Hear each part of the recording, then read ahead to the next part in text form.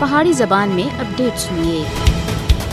بھارت اپنے غیر قانونی زیر قبضہ جموں کشمیر وچ خون دی ہولی کھیڈ رہا ہے۔ ادھر پورا سری نگر وچ فرضی جھڑپ تے ایک دیہاڑے بعد بھارتی فوجیاں سن کولگام وچ اور 5 کشمیریوں کو شہید کر کے دائے۔ محض 3 دنوں دے بچکار 9 معصوم کشمیری بھارتی گولیاں دا نشانہ بن چکے ہیں۔ جعلی مقابلہ وچ کشمیریوں دا قتل مقبوضہ کشمیر وچ مودی حکومت تے مقامی آبادی کو ختم کرنے دے ناپاک منصوبے دا حصہ ہے۔ مقبوضہ کشمیر وچ عوام پچھلے 7 دہائیاں تے بھارتی جبر دا سامنا کر رہے ہیں اور جعلی مقابلہ وچ نہتے کشمیریوں دا قتل 70 سالہ پرانا حربہ ہے جڑا بھارتی فوجی اج بھی کشمیریوں دے خلاف ان دے ناقابل تنسیخ حق خود ارادیت کا مطالبہ کرنے دی سزا دے طور دے اوتے استعمال کر رہے ہیں۔ بھارتی سفاق فوجی 1989 تے کہن کے ہون تک 95,907 کشمیریوں کو بے دردی دے نال شہید کر چکے ہیں۔ بھارت جموں کشمیر وچ انسانیت کے خلاف ڈراونے جرائم دا ارتکاب کر رہا ہے۔ بھارتی جبر دی انتہا ہے کہ جعلی مقابلہ وچ شہید کیتے جانے والیاں